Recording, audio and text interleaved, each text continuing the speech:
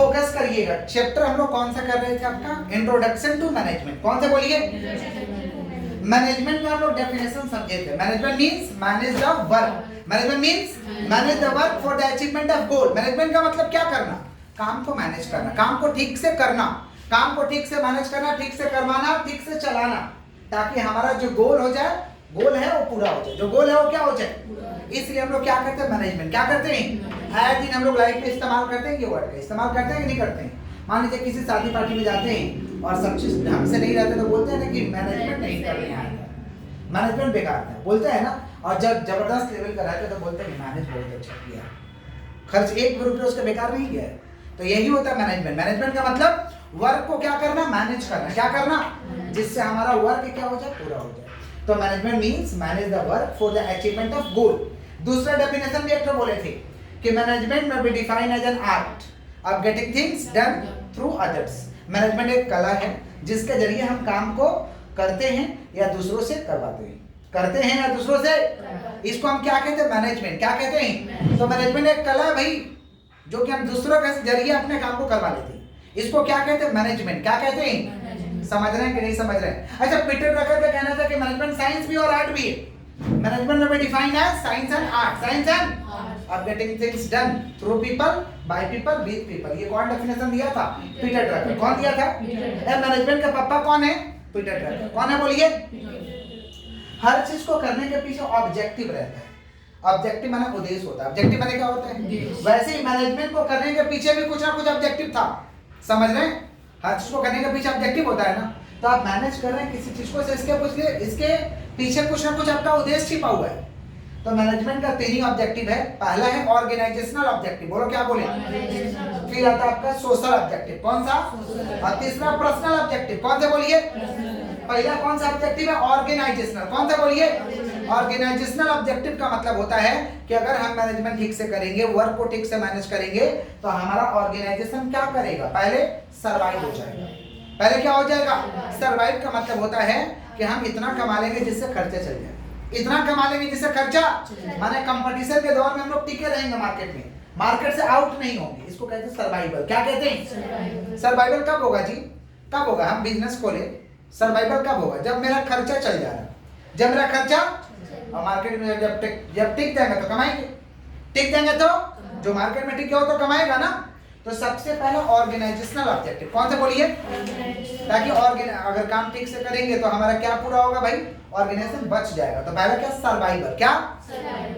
Survival के बाद क्या आता है? प्रॉफिट। सर्वाइवल के बाद क्या होता है? Profit is the ultimate objective of the business. Profit is the ultimate objective of the business. Business क्यों करिएगा? प्रॉफिट के लिए। तो ये तो हमारा अल्टीमेट ऑब्जेक्टिव यही है, प्रॉफिट। क्या बोलिए? तो profit is the ultimate objective of the business. बोले क्या बोले? Profit is the ultimate objective of the business. आगे बढ़े। नेक्स्ट है हम लोग का ग्रोथ। क्या बोलिए? ये ग्रोथ क्या होता है? ग्रोथ का मतलब क्या होता है? आपका ऑर्गेनाइजेशन जब बढ़ेगा उसे हम क्या कहते हैं? ग्रोथ। क्या कहते हैं? ऑर्गेनाइजेशन कब बढ़ेगा?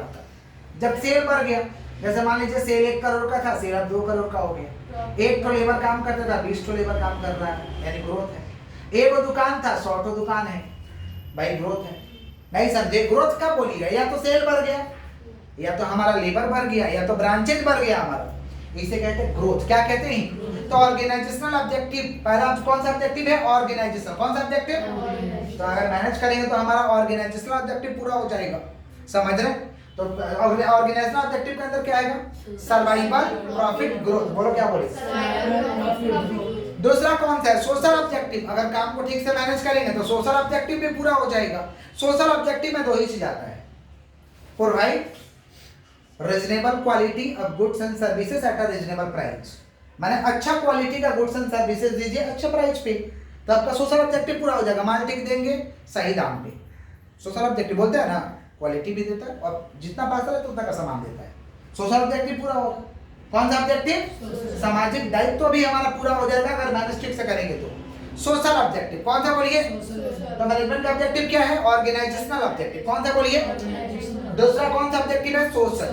और तीसरा क्या? Personal objective. कौन सा? ये पर्सनल ऑब्जेक्टिव क्या होता है? पर्सनल ऑब्जेक्टिव का मतलब होता है कि अपने एम्प्लॉय को इतना सैलरी दीजिए, अपने एम्प्लॉय को इतना सैलरी दीजिए कि आपका एम्प्लॉय को क्या रहे? इज्जत माने कंपेटिटिव सैलरी मिल पाए। माने एम्प्लॉय को एक तो पीयर रिकॉग्निशन दीजिए। पीयर रिकॉग्निशन का मतलब होता है मान सम्मान इज्जत, मान सम्मान, और दूसरा उसे उचित सैलरी दीजिए। उचित क्या दीजिए, ये होता है पर्सनल ऑब्जेक्टिव। कौन सा, क्योंकि एम्प्लॉय दुखी हो जाएगा तो जानते ही हाथ से काम नहीं करेगा, पांव से करेगा, और जब पांव से काम करेगा तो जानते हैं अच्छा नहीं होता है, पांव का काम बहुत खराब होता है, समझे। हाथ से काम करना अच्छा होता है ना, पांव से काम करना अच्छा होगा। पांव से माने बिना मन का, बिना, इसे कहते हैं हम लोग पर्सनल ऑब्जेक्टिव। क्या कहते हैं, तो मैनेजमेंट का तीन ही ऑब्जेक्टिव है। ऑर्गेनाइजेशन, ऑर्गेनाइजेशन का मतलब होता है expand the organisation, expand the organisation को बढ़ाइए। समझ पा रहे, तो कैसे बढ़ाएंगे भाई, सर्वाइवल, प्रॉफिट, ग्रोथ। दूसरा कौन सा ऑब्जेक्टिव है, सोशल ऑब्जेक्टिव, और तीसरा कौन सा है, पर्सनल ऑब्जेक्टिव। क्लियर है क्या। अच्छा, हर चीज का लेवल से, हर चीज का, वैसे ही मैनेजमेंट का भी 3 लेवल से। मैनेजमेंट का कितना लेवल से, 3। हर चीज का लेवल है ना जी, तो वैसे ही मैनेजमेंट का 3 लेवल है, top level, middle level, lower level. अगर गधा की बात करें तो गधा में भी लेवल है, टॉप लेवल का गधा है, मिडिल लेवल का है और लोअर लेवल है ना, सब चीज में है लेवल। समझ पा रहे, वैसे ही मैनेजमेंट का भी 3 तो लेवल है, top level, middle level, lower level. बोलो क्या बोले, टॉप लेवल को कहते हैं एडमिनिस्ट्रेटिव लेवल। क्या कहते हैं, मिडिल लेवल का दूसरा नाम है एग्जीक्यूटिव लेवल। कौन सा लेवल, और लोअर लेवल का नाम है बॉटम लेवल या सुपरवाइजरी लेवल। बॉटम लेवल या सुपरवाइजरी लेवल। समझ पा रहे, आप स्कूल पढ़े हैं तो स्कूल में भी देखिए 3 तरीका का एम्प्लॉय होगा। एक टॉप लेवल का होगा, टॉप लेवल में कौन आ जाएगा, ओनर, प्रिंसिपल, ओनर। एक मिडिल लेवल में आ जाएगा, मिडिल लेवल में कौन था, टीचर। कौन से लोग आ जाएंगे, टीचर। और लोअर लेवल में दरवान। लोअर लेवल में समझ में आ रहा है कि नहीं आ रहा, बोले। अच्छा, टॉप लेवल के लोगों को पूजा करने के लिए बैठाए हैं, प्रिंसिपल को पढ़ाते हुए बहुत कम देखे होंगे, मालिक को पढ़ाते हुए बहुत कम देखे होंगे, तो लेकिन करता क्या है, कुर्सी तोड़ता है। हम लोग को तो ऐसे लगता है कि कुर्सी तोड़ता है, बहुत प्रेशर रहता है, बैठे बैठे मेंटली प्रेशर रहता है। उन लोगों का काम रहता है क्या करना, पॉलिसी बनाना। क्या बनाना, पॉलिसी बनाना, प्लान करना, काम को ऑर्गेनाइज करवा देना, चालू करवा देना। वो सोचता है तो नीचे लेवल में काम होता है, जिस दिन सोचना बंद कर देगा नीचे लेवल में काम भी होना बंद कर देगा। समझे, आप लोग को लगता है जरूर है कुर्सी तोड़ता है, कुछ नहीं करता है, नहीं समझे। कितने स्टाफ लोग सुनिएगा, मेरा मालिक कुछ नहीं करता है, हम ही लोग सब करते हैं। अरे गधा है, मालिक बैठ करके नहीं सोचेगा ना तो तुम लोग कुछ नहीं करने पाएगा। वो सोचता है, दिमाग लगाता है, ऑर्गेनाइज। बालक क्लासेस चल रहा है, बाहर चल जाइए आप। सुन बालक, बाहर चल जाइए, बात करना, बात चल जाइए। सुनिए, किसका बात कर रहे हैं हम लोग, किसका, किसका, टॉप लेवल। किसका, तो टॉप लेवल का लोग कुर्सी तो जरूर तोड़ता है लेकिन बहुत काम करता है। वो लोग काम करता है तो नीचे काम होता है, नहीं वो लोग काम करना बंद कर देगा ना, नीचे वाला क्या पैर छीलेगा, क्या करेगा। ऊपर से ऑर्डर आता है तब तो नीचे वाला काम करता है। अब कोई बोलेगा मोदी जी तो कुछ करते ही नहीं है, तो टॉप लेवल में है, उनका बात काम है इंटेलेक्चुअल। काम क्या है, अब तुम क्या चाहते हो, उनसे कचरा ढुलवाना, लोग अरेस्ट करना चाहते हो, तुम अरेस्ट करवाना चाहते हो, वही सब काम कर देंगे। उनका काम क्या है, इंटेलेक्चुअल। उनका काम क्या है, तो ये कौन सा लेवल होता है, टॉप लेवल। कौन सा लेवल, तो एम्प्लॉय लोग जो बोलता है क्या सच बोलता है कि मेरा मालिक कुछ नहीं करता है, मेरा मैनेजर कुछ नहीं करता, बैठे बैठे पैसा लेता है। अरे वो बैठने का ही उसका कीमत है, बैठने का ही, क्योंकि बैठे बैठे ही वो दिमाग से क्या करता है, प्लान करता है, ऑर्गेनाइज करता है, और ऑर्गेनाइजेशन के लिए पॉलिसी बनाता है। क्या बनाता है, इसे हम क्या कहेंगे, कौन सा लेवल, तो टॉप लेवल का क्या काम है, समझ गए। टॉप लेवल में कौन आएगा, डायरेक्टर, मैनेजर, ओनर, समझ रहे, ये सब कौन सा लेवल में आएगा, टॉप लेवल। कौन सा लेवल, समझे। मिडिल लेवल, कौन सा लेवल, ये बीच वाले लोग क्या करते हैं, स्टाफिंग का काम करते हैं, स्टाफिंग। समझ पा रहे, एक ही काम है स्टाफिंग, समझ रहे, काम कर देगा लोग आपका स्टाफिंग, लोग को ला के लगा देगा लोग, स्टाफिंग का काम है। और रियल काम तो लोअर लेवल का काम करता है, समझ पा रहे। ये लोग क्या करता है, काम को सुपरवाइज करता है, डायरेक्ट करता है, कैसे करना बताता है, कंट्रोल करता है। किसका बात कर रहे हैं, लोअर लेवल। किसका बात कर रहे हैं, अच्छा मिडिल लेवल में कौन आएगा, परचेज मैनेजर। सारे डिपार्टमेंट का एक तो मैनेजर होता है ना, purchase manager, sales manager, production manager, ये कहाँ पे आएगा, मिडिल लेवल। कहाँ आएगा, लोअर लेवल में कौन आएगा, supervisor, foreman, clerk. Supervisor, foreman, ये लोग का काम क्या है, directing and controlling. Directing and, clear है क्या, पक्का, बोलिए, आगे बढ़ें। तो मैनेजमेंट का कितना लेवल से भाई, 3। कौन कौन, टॉप, मिडिल, लोअर, तीनों का अलग अलग काम है। टॉप लेवल का लोग कुर्सी तोड़ते हैं क्या, हाँ क्या करते हैं, पॉलिसी बनाते हैं। मिडिल लेवल का काम क्या है? स्टाफिंग। समझ पा रहे? और लोअर लेवल का काम क्या है? Directing and control. क्लियर है? पक्का? कोऑर्डिनेशन, कोऑर्डिनेशन ये जो है मैनेजमेंट का इसेंस है, सार तत्व है, माने इंपॉर्टेंट है। हर चीज का तालमेल होना चाहिए, हर चीज का नहीं तो तालमेल नहीं होगा तो काम नहीं होगा। इसीलिए कोऑर्डिनेशन जरूरी है। क्या जरूरी है? कोऑर्डिनेशन। तो हम कहते हैं coordination is the essence of management. Coordination is the essence of management. कौन दिया था? कुंट ओडॉनेल। बोले क्या बोले? कुंट ओडॉनेल। कौन दिया था? कुंट ओडॉनेल। कोऑर्डिनेशन को कौन दिया था भाई? कुंट ओडॉनेल। क्लियर है क्या? उसके बाद हम लोग का पोर्ट्सकर। कौन सा बोलिए? पोर्ट्सकर। पोर्ट्सकर को कौन दिया था? लुथर गुल्ली। कौन दिया था? सुनिए सुनिए सुनिए, मतलब सुनिए। P for planning. प्लानिंग माने समझ रहे हैं? आगे से ही काम के बारे में सोच लेना, क्या करना है, कैसे करना है। वो माने ऑर्गेनाइजिंग, काम को आयोजित करवा देना, चालू करवा देना, बोलते हैं ना ऑर्गेनाइज, सब चीज को मैनेज कर देना। डायरेक्टिंग, बताना कैसे काम को करना है, अंजाम कैसे देना है। S for staffing. स्टाफिंग माने मैन पावर, स्टाफिंग माने, और C फॉर कोऑर्डिनेशन, तालमेल, और R फॉर रिपोर्टिंग। रिपोर्ट तो करना होगा ना, काम हुआ कि नहीं हुआ, रिपोर्टिंग। और B for budgeting. B for budget बनाइए, कितना इनकम होगा, कितना एक्सपेंडिचर होगा, कितना कैश आएगा, ये सब बजट बनाइए, अनुमान लगाइए। क्या लगाइए? इसे कहते हैं बजटिंग। क्या कहते हैं? ए तो P for planning, O for organising, D for directing, S for staffing, C for R for reporting, B for budgeting. अब हम लोग करने जा रहे हैं प्रिंसिपल्स ऑफ मैनेजमेंट। बोले क्या बोले हैं? Principles of management given by Henry Fayol. बोलो क्या बोले हैं? कौन दिया था प्रिंसिपल्स ऑफ मैनेजमेंट को? बोलिए हेनरी फ्योल। कौन दिया था? समझ पा रही है? पेशे से ना इंजीनियर थे, पेशे से।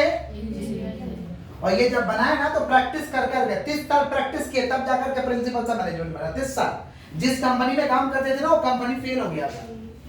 ये अपना मैनेजमेंट को लगा लगा के खड़ा किए और एक नियम ले दिए जिसका नाम है प्रिंसिपल्स ऑफ मैनेजमेंट। बोलो क्या बोले हैं? तो प्रिंसिपल्स ऑफ मैनेजमेंट को कौन दिया था? Henry Fayol. कौन दिया था? प्रिंसिपल्स ऑफ मैनेजमेंट को मॉडर्न मैनेजमेंट भी कहते हैं। क्या कहते हैं? तो अगर पूछा जाएगा who is the fathers of modern management तो क्या बताएंगे? Henri Fayol. क्या बताएंगे? और who is the fathers of principles of management? Henri Fayol. कौन बोलिए? 14 प्रिंसिपल दिए थे। कितना प्रिंसिपल? लेकिन प्रिंसिपल को समझने से पहले थोड़ा हम लोग समझ लेते हैं कि प्रिंसिपल्स होता क्या है। प्रिंसिपल्स ऑफ मैनेजमेंट समझ रहे हैं ना? तो प्रिंसिपल्स ऑफ मैनेजमेंट को समझने से पहले हम लोग को समझना जरूरी तो है कि प्रिंसिपल होता क्या है। प्रिंसिपल क्या होता है? प्रिंसिपल सिद्धांत। तो सिद्धांत क्या है? किसी काम को करने पे मतलब क्या मतलब है किसी काम को करने पे? मैनेज करना। प्रिंसिपल सिद्धांत। सिद्धांत कहता है कि ये होगा और ये नहीं होगा, माने ये कर सकते हो और ये नहीं कर सकते। प्रिंसिपल तो ये कहता है, जैसे एक प्रिंसिपल है कि सूरज हमेशा पूरब दिशा से उगेगा और पश्चिम में डूब जाएगा। सूरज हमेशा पूरब दिशा से उगेगा, पश्चिम में, और वो पगला बोल रहा ना उत्तर से उगेगा, माना जाएगा वो प्रिंसिपल है। समझे? तो प्रिंसिपल्स ऑफ मैनेजमेंट माने रूल्स। प्रिंसिपल माने क्या होता है? रूल्स। समझ पा रहे? यू कैन और यू कांट, ये कर सकते हैं और ये नहीं कर सकते। यू कैन और यू कांट, इसे कहते हैं प्रिंसिपल्स। क्या कहते हैं? हर चीज का नियम है ना एक, तो उसे प्रिंसिपल्स कहते हैं। क्या कहते हैं? माने साधारण भाषा में कहेंगे रूल्स। तो रूल्स क्या भाई? सूरज हमेशा कौन सा दिशा से उगेगा, सबको मानना पड़ेगा, सिद्धांत है। अब आप बोलेगे ना उत्तर से उगाएंगे, कैसे उगाइएगा? प्रिंसिपल है भाई, प्रिंसिपल फिर मान लो। समझ पा रहे? तो प्रिंसिपल से मैनेजमेंट, वैसे ही मैनेजमेंट का कुछ सिद्धांत है। मैनेजमेंट का कुछ, तो हेनरी फ्योल ने 14 प्रिंसिपल दिया था। कितना प्रिंसिपल? 14। पहला है डिवीजन ऑफ वर्क। बोले क्या बोले? Division of work. Henry Fayol का कहना था कि पहले काम को विभाजन कर दो। अकेला सारा काम करना पॉसिबल कि नॉट पॉसिबल? Not possible. तो काम को क्या करो? डिवाइड कर दो, छोटे छोटे पार्टों में बांट दो, छोटे छोटे पार्टों में, और वर्कर के कैपेबिलिटी और क्वालिफिकेशन के हिसाब से काम दे दो। वर्कर के कैपेबिलिटी और क्वालिफिकेशन के हिसाब से काम, इसे कहते हैं डिवीजन ऑफ वर्क। क्या कहते हैं? समझ पा रहे? जैसे मान लीजिए हम लोग का लकड़ी का काम है। क्या चीज का काम है? लकड़ी, फर्नीचर। फर्नीचर समझ पा रहे? मान लो कटाई का काम अच्छा जानता है, वो कटाई का काम अच्छा जानता है। समझ पा रहे? वो बच्ची पेंटिंग का काम अच्छा जानती है, पेंट पेंट पेंट, समझते हैं? वो जोड़ाई का काम अच्छा जानती है, डिजाइन का काम अच्छा जानती है। ठीक है? तो इसको क्या चीज का काम देना चाहिए? कटाई का। उनको क्या चीज का काम देना चाहिए? उनको क्या चीज का काम देना चाहिए? जो रहेगा इनका काम क्या देना चाहिए? डिजाइन का। अच्छा मान लीजिए ये कटाई का जानते हैं, इसको बोले पेंटिंग का दे दिया, अच्छा से कर पाएगा? उसका मैनेजमेंट सही। समझ पा रहे? इसको कहते हैं डिवीजन ऑफ वर्क। काम को बांट दो और वर्कर के कैपेबिलिटी और क्वालिफिकेशन के हिसाब से दे दो। काम को क्या करो दे दो, इसे कहते हैं डिवीजन ऑफ वर्क। बोलो क्या बोले हैं? डिवीजन ऑफ इसे क्या कहते हैं हम लोग? Division of work. इससे क्या फायदा हो जाएगा? हम लोग का स्पेशलाइजेशन हो जाएगा, वर्क का स्पेशलाइजेशन हो जाएगा। वर्क का क्या हो जाएगा? माने स्पेशल हो जाएगा, विशिष्ट हो जाएगा। मान लीजिए इनसे बार-बार कटाई करवाएंगे तो स्पेशल हो जाएगा ना, उनसे बार-बार पेंट करेंगे तो स्पेशल हो जाएगा ना। स्पेशलाइजेशन का बात ही अलग है कि नहीं? समझ पा रहे हैं क्या आप कि नहीं समझ पा रहे हैं? जैसे जो खाना बनाते लोग बावर्ची लोग, खाना बनाने वालों को बावर्ची कहते हैं ना, उनका प्रैक्टिस हो जाता है। वो खाना बनाएंगे और एक हम लोग घर में बनाएंगे, अंतर है कि नहीं? स्पेशलाइजेशन। समझ पा रहे हैं? इसको कहते हैं डिवीजन ऑफ वर्क। आगे बढ़े। नेक्स्ट है अथॉरिटी एंड रेस्पॉन्सिबिलिटी। बोले क्या बोले हैं? Authority and responsibility. बोलो बोलो, अथॉरिटी एंड रेस्पॉन्सिबिलिटी। रेस्पॉन्सिबिलिटी बोलो क्या बोले हैं? Authority and responsibility. Authority and कौन सा बोलिए? रेस्पॉन्सिबिलिटी। अथॉरिटी एंड रेस्पॉन्सिबिलिटी होता क्या है मतलब समझ लीजिए। अथॉरिटी एंड कौन सा बोलिए? रेस्पॉन्सिबिलिटी होता क्या सुनिए, मतलब समझिए किसका बात कर रहे हैं? Authority and responsibility. Authority and responsibility. Authority means power. Authority means to take the decision. Authority माने पावर होता है जिससे हम डिसीजन ले सकते हैं, क्या कर सकते हैं, समझ रहे हैं। और रेस्पॉन्सिबिलिटी माने obligation to complete the job. Obligation तो हम वादा करते हैं काम को पूरा कर देंगे, उसे कहते हैं रेस्पॉन्सिबिलिटी। क्या कहते हैं? समझ पा रहे माने जिम्मेवारी लेना। क्या लेना? अथॉरिटी माने क्या देना? पावर देना। क्या देना? जैसे पुलिस ऑफिसर को पावर दिया गया कि भाई कुछ गड़बड़ कोई करेगा तो अरेस्ट कर लेना, ये अथॉरिटी है, ये क्या है? लेकिन रेस्पॉन्सिबिलिटी माने जिम्मेवारी। रेस्पॉन्सिबिलिटी माने तो authority can be delegated. Authority हम किसी और को दे सकते हैं, but responsibility can not be delegated. Responsibility can not be delegated. क्या करना है? क्या करना है? 2 लाइन तो जरूर है। आप क्या करना चाहते हो बोलिए? सुनिए, स्कैन करिए मोबाइल का लगेगा। सुनिए किसका बात करें हम लोग? Authority and responsibility. बोले क्या बोले हैं?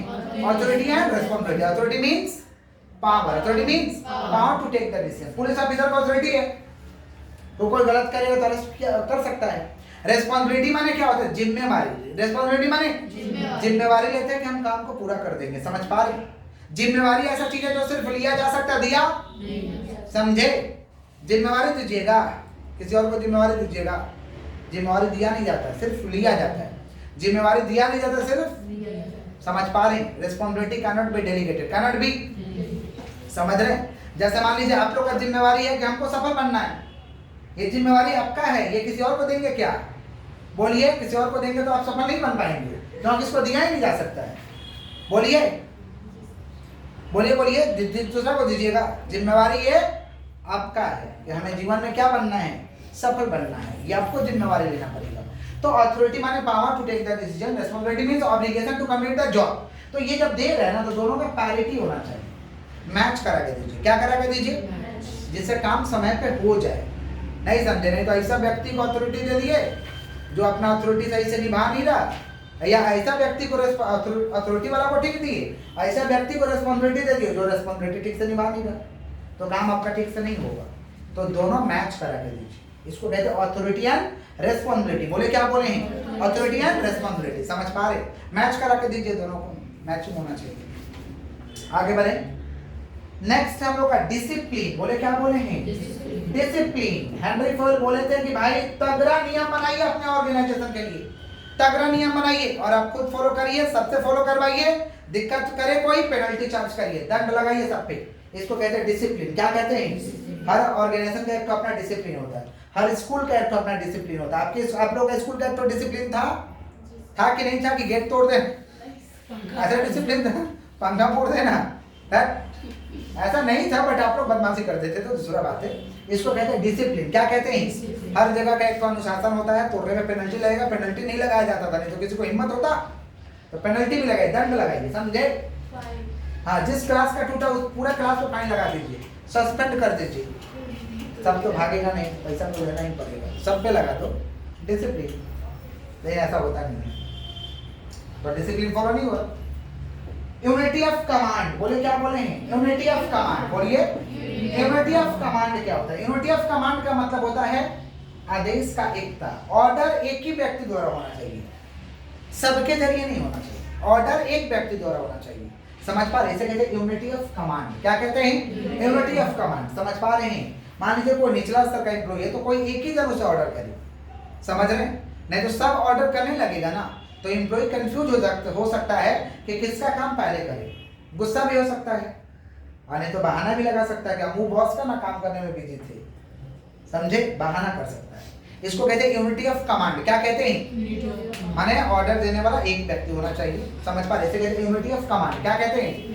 नेक्स्ट है यूनिटी ऑफ डायरेक्शन। बोलो क्या बोले? बताने वाला भी एक ही होना चाहिए, नहीं तो सब अलग अलग तरीके से बताएगा। एक ही काम को देखिएगा अलग अलग तरीके से बताने लगेगा। हम ही लोग गुस्सा हो जाते, क्या बता रहा है, किसका माने किसका नहीं माने, होता है ना। जितना लोग आपको गुस्सा भी आता है। इसको कहते हैं यूनिटी ऑफ डायरेक्शन। मान लीजिए कोई काम सिखाया जा रहा है तो हमें अकेले सिखाए या कोई भी सिखाए अकेले सिखाए, नहीं तो सब लोग अलग तरीके से सिखाने लगेगा ना, समझ रहे? इसे कहते हैं यूनिटी ऑफ डायरेक्शन। क्या कहते हैं? समझ रहे हैं कि नहीं समझ? देखिएगा लाइफ में आप लोगों को कोई चीज़ हम लोग सीखना पसंद करते हैं तो दो चार जन रहता है तो एक तो अलग ज्ञान दे दिया, एक तो अलग ज्ञान दे दिया, एक तो अलग दे दिया, फिर हम लोग कंफ्यूज है। बोले बात किसी से नहीं सीखेंगे, अपने सीखेंगे, क्योंकि खराब लगता है ना। हमको सीखना है इसलिए हम सीखेंगे, लेकिन काम हम नहीं सीखेंगे। ऑर्गेनाइजेशन का काम है ना, तो बताने वाला एक आदमी होना चाहिए। इसे कहते हैं यूनिटी ऑफ डायरेक्शन। बोलो क्या बोले? आगे बढ़े, बोलिए। Subordination of individual interest to general interest. बोलो क्या बोले? Subordination of individual interest to general interest. Subordination of individual interest. बोलो क्या बोले? सबऑर्डिनेशन ऑफ कौन सा interest? Individual interest to general interest. बोलो क्या बोले हैं? Subordination of individual interest to general interest. Subordination of individual interest to कौन सा इंटरेस्ट? General interest. ये प्रिंसिपल कह रहा है कि भाई आप आए हैं ऑर्गेनाइजेशन में काम करें ना, काम करने तो घर का दुखरा यहाँ मत लो, दुखरा के बारे में मत सोचो, पर व्यक्तिगत चीजों का त्याग करो, पर्सनल चीजों का त्याग करिए और जनरल जो कंपनी का काम है उस पर ध्यान दीजिए। इसको कहते हैं जनरल इंटरेस्ट। कुछ बोलना चाहते हैं आप? लग रहा है ठीक है। Subordination of individual interest to general interest. बोले क्या बोले? सबऑर्डिनेशन ऑफ इंडिविजुअल इंटरेस्ट हो। आगे ऑफिस में काम करने ना तो इंडिविजुअल पर्सनल हितों को त्याग करिए, नहीं तो ऑफिस छोड़कर तुरंत भागिए। समझ रहे हैं? ऑफिस छोड़ के तुरंत। लेकिन कुछ बेहाया लोग होता है, ऐसा करता है। समझ पा रहे? किसका बात करें? Subordination of individual interest. कौन सा इंटरेस्ट? तो इंडिविजुअल इंटरेस्ट का त्याग करिए, जनरल इंटरेस्ट में मन लगाइए। कभी कभी आप लोग के साथ ऐसा होता होगा, स्कूल में आप लोग गए, टीचर पढ़ाया बहुत चिल्ला चिल्ला के पढ़ाया, लेकिन हमको एक वर्ड सुनाई नहीं दिया। कभी हुआ ऐसा? ऐसा हुआ? सबके साथ हुआ। माने हुआ ना? हुआ। काहे हुआ आप लोग के साथ? क्योंकि आप इंडिविजुअल इंटरेस्ट में पढ़े चल रहे हो, जनरल इंटरेस्ट में मन ही नहीं था, समझे? तो वैसे एम्प्लॉय आ जाएगा, एम्प्लॉय काम कर रहे हैं, इंडिविजुअल इंटरेस्ट के बारे में से सोचने लगेगा तो क्या होगा? तब तो देवदास कहलाएगा। समझ रहे हैं? तो जनरल इंटरेस्ट में मन लगाइए, इंडिविजुअल इंटरेस्ट को त्याग दीजिए, समझे? इसको कहते हैं subordination of individual interest to general interest. Clear है क्या? आगे बढ़े। नेक्स्ट है हम लोगों का रेमुनरेशन। बोलो क्या बोले हैं? उचित सैलरी दीजिए, एम्प्लॉय को उचित सैलरी दीजिए। रेमुनरेशन कौन सा बोलिए? फेयर सैलरी दीजिए, सेटिस्फैक्टरी सैलरी दीजिए, जिससे एम्प्लॉय सेटिस्फाइड रहे, जिससे एम्प्लॉय क्या रहे? सेटिस्फाइड रहे, उसे उचित सैलरी मिलना चाहिए। इसको हम कहते हैं रेमुनरेशन। क्या कहते हैं? ना देने में खराब लगे ना लेने में खराब लगे, दोनों में खराब नहीं लगना चाहिए। हम लोग पैसा कम देते तो बोल नहीं पाते पैसा कम है ना, भाग जाएगा, फिर दूसरा नहीं मिलेगा। तो आप तो डिससेटिस्फाइड है, खुद मालिक होकर डिससेटिस्फाइड है, तो सेटिस्फैक्टरी। कौन सा? सेटिस्फैक्टरी में रहिएगा तो आपको भी दम रहेगा, करना है करो, नहीं तो भागो यहाँ से जल्दी, समझे? करना तो बढ़िया से करो। तो सेटिस्फैक्टरी सैलरी दो, रेमुनरेशन। कौन सा? ताकि एम्प्लॉय को भी ठीक लगे, हमको भी ठीक लगे, हम भी एक्शन ले पाए, वो भी डरा रहे, काम छूट जाएगा तो दिक्कत है। रेमुनरेशन समझे कि नहीं समझे? आगे बढ़े। नेक्स्ट है सेंट्रलाइजेशन। बोले क्या बोलेंगे? छोटा ऑर्गेनाइजेशन है तो पावर कुछ ही लोगों के हाथ में दो, सबके हाथ में देने का दरकार नहीं है। छोटा ऑर्गेनाइजेशन है तो पावर कुछ लोगों के हाथ में दो, नहीं तो सब बाबा बनने लगेगा। बाबा बने, समझे? सब अपने आप को शेर बनने लगेगा तो कैसे होगा? दिक्कत हो जाएगा ना कहानी। इसको कहते हैं सेंट्रलाइजेशन। क्या कहते हैं? Centralisation means retention of decision making power. Decision making power को कुछ ही लोगों के हाथ में दो, सबके हाथ में मत दो।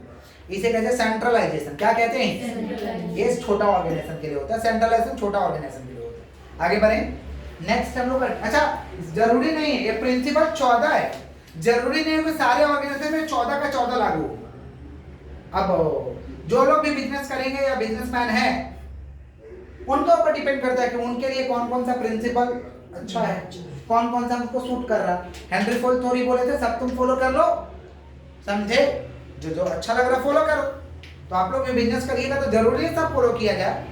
जो आपके ऑर्गेनाइजेशन के लिए सूटेबल होगा फॉलो करेंगे, जो नहीं सूटेबल होगा नहीं फॉलो करेंगे। बट जनरली ये सारे ऑर्गेनाइजेशन के लिए सूटेबल है। समझ पा रहे हैं? नहीं समझ रहा? छोटा ऑर्गेनाइजेशन है तो सेंट्रलाइजेशन, बड़ा है तो हम क्या करेंगे? इसको करेंगे? नहीं ना करेंगे। बड़ा है तो हम सेंट्रलाइजेशन करेंगे? नहीं करेंगे, डिसेंट्रलाइजेशन करेंगे। Yes, very good. डिसेंट्रलाइजेशन बोले, क्या बोले हैं? डिसेंट्रलाइजेशन का मतलब होता है पावर गिवन इन मोर हैंड्स। पावर गिवन इन, ज्यादा लोगों को पावर दीजिए। बड़ा ऑर्गेनाइजेशन है, कम लोगों को पावर देंगे नहीं चलेगा। इसे कहते हैं डिसेंट्रलाइजेशन। क्या कहते हैं? इसे कहते हैं डिसेंट्रलाइजेशन। पावर ज्यादा लोगों के हाथ में दीजिए, समझे? जैसे बिग बाजार जैसा ऑर्गेनाइजेशन सेंट्रलाइजेशन करेगा, क्या करेगा? डिसेंट्रलाइजेशन। क्या करेगा? समझ रहे हैं कि नहीं समझ रहे हैं? आगे बढ़े, बोलिए। स्केलर चैन, बोलो क्या बोले हैं? डिसेंट्रलाइजेशन पॉइंट का लेकिन कोई दरकार नहीं है यहाँ। डिसेंट्रलाइजेशन प्रिंसिपल में नहीं है, रहने दीजिए। एक ही साथ होता है centralisation and decentralisation, centralisation and decentralisation. आगे बढ़ते हैं। नेक्स्ट हम लोग का स्केलर चैन, बोलो क्या बोले हैं? स्केलर चैन का मतलब होता है line of authority. Line of, समझ पा रहे हैं? लाइन ऑफ अथॉरिटी को फॉलो किया जाए, सिस्टम को फॉलो किया जाए। सिस्टम को, सिस्टम तोड़ेंगे गलत हो जाएगा। इसे कहते हैं स्केलर चैन। क्या कहते हैं? जैसे मान लीजिए ओनर है तो कुछ गड़बड़ काम होगा तो किसको पकड़ेगा? मैनेजर। किसको पकड़ेगा? तुम क्या कर रहा था, तुम जवाब दो।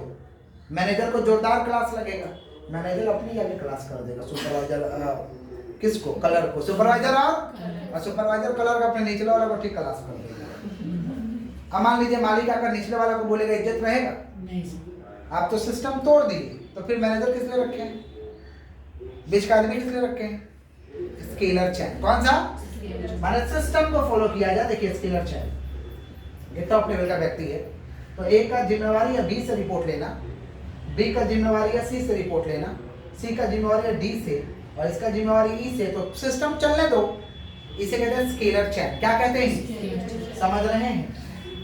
जैसे हमारे स्कूल में कुछ गड़बड़ होता है तो हम किसी को नहीं बोलते, प्रिंसिपल को बढ़िया से समझा देते हैं, जिस भाषा में समझाना है। प्रिंसिपल अपना समझ लेगा, जिसको समझाना होगा समझा देगा। अब हम ये टीचर को बोलेंगे तो मालिक का कोई इज्जत रहेगा? मालिक को कोई इज्जत रहेगा?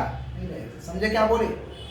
तो सिस्टम फॉलो करिए। लेकिन इमरजेंसी है, इमरजेंसी में सिस्टम देखिएगा नहीं, डायरेक्ट कम्युनिकेशन। इमरजेंसी है तो डायरेक्ट कम्युनिकेशन होगा। इमरजेंसी है तो इसे कहते हैं गैंग प्लान। क्या कहते हैं? हमारे जो ऑर्गेनाइजेशन में आग लग गया, अब मालिक खोजेगा मैनेजर किधर है, पहले बुला उसको, फिर मैनेजर खोजेगा सुपरवाइजर किधर है, तब तक आदमी जल जाएगा उसमें।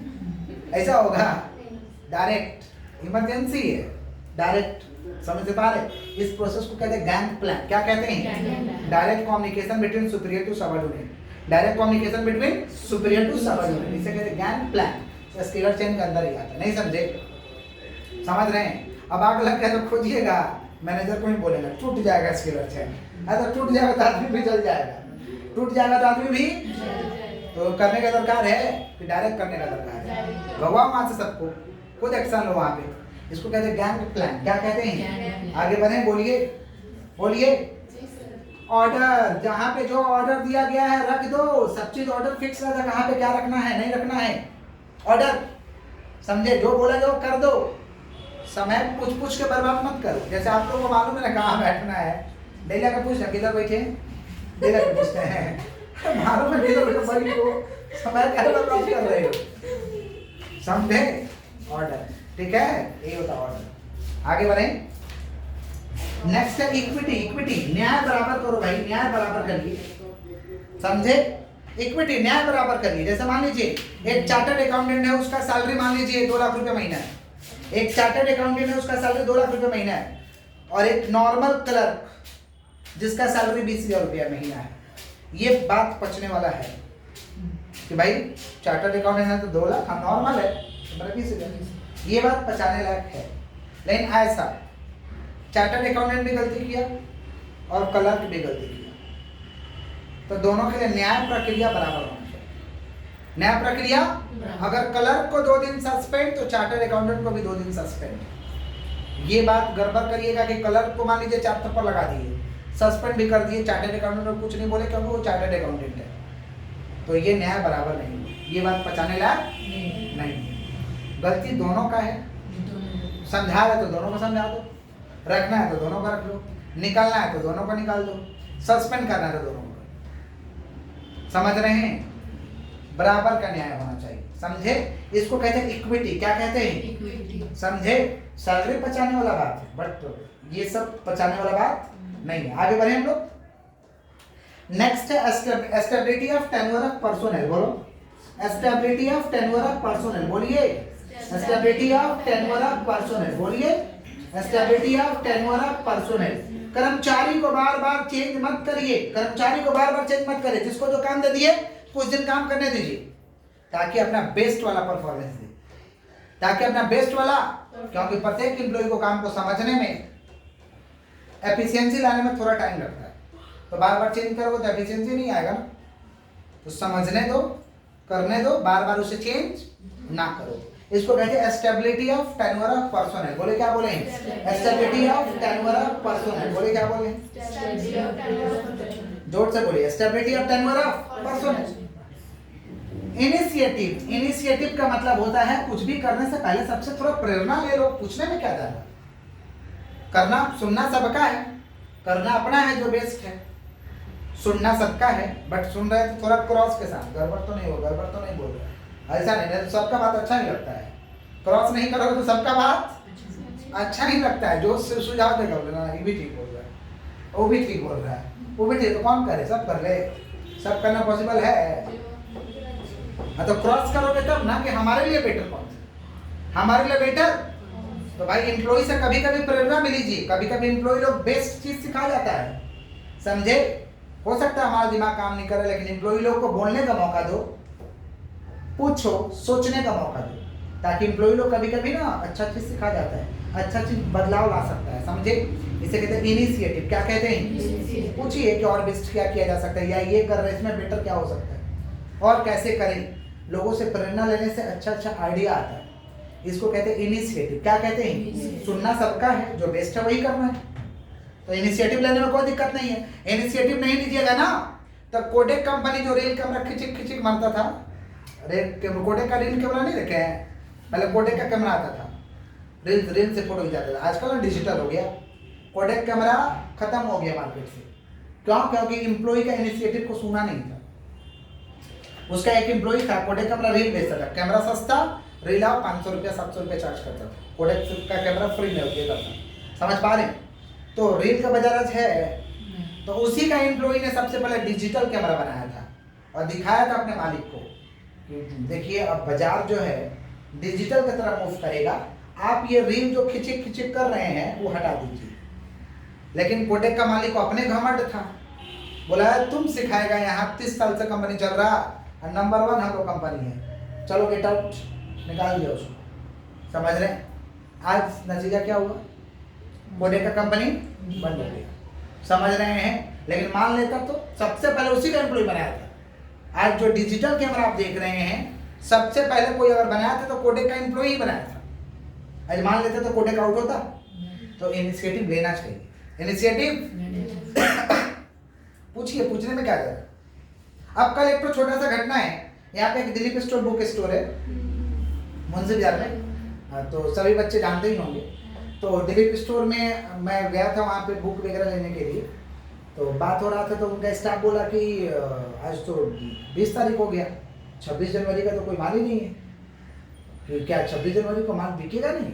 तो उसका मालिक बोला अरे बाबा हम तो भूल ही गए थे, क्या जल्दी लेके आओ। हाँ, वो सब लिखवाया फटाफट का लगेगा, तो भूल गया था। लेकिन एम्प्लॉय से कहीं ना कहीं इनिशिएटिव मिला तो कुछ ना कुछ तो प्लस पॉइंट हुआ ना, इसी को हम कहते हैं इनिशिएटिव। क्या कहते हैं? समझ रहे हैं कि नहीं समझ रहे? आगे बढ़ें, क्योंकि सब चीज हम नहीं सोच सकते ना, सब चीज हम लोग सोच सकते हैं। आज गूगल लोगों से इनिशिएटिव ले लेके गूगल बन गया, हर प्रोडक्ट उसका टाइट फिटिंग है। गूगल का गूगल लेंस हो गया, गूगल मीट हो गया, है ना जी, बहुत सारा, गूगल ट्रांसलेटर हो गया, गूगल का प्रोडक्ट कम थोड़ी है गूगल है कि नहीं? गूगल फोटो हो गया, गूगल पे हो गया, ये सब वो कस्टमर से लेने के बनाया था सब चीज, समझे? यूट्यूब में समस्या आ रहा था कि बच्चे लोग पढ़ाई नहीं कर पा रहे, तो बच्चे क्यूट किड्स के लिए बना दिया। आजकल देखिए किड्स का हर चीज अवेलेबल है, गूगल का यूट्यूब है, मालूम है ना, खरीदा हुआ है। ठीक है, कहाँ पे हम लोग? स्प्रेड दी कॉप्स, बोलो क्या बोले हैं? स्प्रेड दी कॉप्स का मतलब होता है टीम वर्क करिए, अकेले करने से कुछ नहीं होता है। टीम बनाइए, टीम वर्क करिए, अकेला क्या करिएगा? अकेला चना भाग हो रहा है क्या? कभी बिहारी में तो कहावत है, क्या? भोजपुरी में तो कहावत है कि अकेला चना भाग नहीं फोड़ता है, समझ रहे हैं? इसे कहते हैं स्प्रिट डी कॉप्स, बोलो क्या बोल रहे हैं? स्प्रिट डी कॉप्स माने टीम वर्क करिए, क्या करिए? टीम वर्क, क्या करिए बोलिए? टीम वर्क करिए, अकेले करने से कुछ होने वाला नहीं है, तभी आपका ऑर्गेनाइजेशन सक्सेस होगा, तभी आपका ऑर्गेनाइजेशन, तो team work is necessary for the success of organisation. ये कौन कहता है? स्प्रेड द कॉप्स, क्या क्या कौन कहता है? क्योंकि अकेला सारा काम करना पॉसिबल ही नहीं है, समझे? तो टीम वर्क के साथ काम करिए। तो 14 प्रिंसिपल हम लोग का कंप्लीट हुआ। क्या क्या है भैया? पहला डिवीजन ऑफ वर्क, वर्कर के कैपेबिलिटी और क्वालिफिकेशन के हिसाब से काम को बांट को उसको दे दो। अथॉरिटी और रिस्पांसिबिलिटी मैच करा के दो, पावर और जिम्मेवारी मैच करा के दो। डिसिप्लिन में तगड़ा नियम बनाओ, तोड़े पेनल्टी लगाओ। यूनिटी ऑफ कमांड, ऑर्डर देने वाला एक जन चाहिए। यूनिटी ऑफ डायरेक्शन, बताने वाला भी एक जन चाहिए। Subordination of individual interest to general interest, personal हितों का त्याग करिए और जनरल इंटरेस्ट में काम लगाइए, जिस काम के लिए मन लगे इसमें। रेमुनरेशन उचित दो, देने में ना खराब लगे ना लेने में खराब लगे। Centralisation means power given in few hands. Scalar chain माने लाइन ऑफ अथॉरिटी को फॉलो कर, इमरजेंसी है तो कैंसिल। ऑर्डर, जो चीज जहां बोला गया ऑर्डर में रखने के लिए रख दो चुपचाप, इधर उधर कुछ करने की दरकार। इक्विटी, न्याय बराबर होना चाहिए, सैलरी के मामला में नहीं, अदर मामला में। सैलरी का मामला तो पच जाएगा बात, तो उसमें नहीं। Equity. Stability of tenure of personnel, भाई बार बार एम्प्लॉय को चेंज करने का दरकार, जो जिस काम को कर रहा है करने दो कुछ दिन, इसको कहते हैं stability of tenure of personnel. Initiative, प्रेरणा लीजिए, एम्प्लॉय से पूछिए, पूछने में क्या जा रहा है, पूछने में पैसा लगता है, पूछो थोड़ा सा। इनिशिएटिव। और स्प्रेड द कॉम्स माने टीम वर्क, टीम वर्क के साथ काम करिए। लिख लीजिए।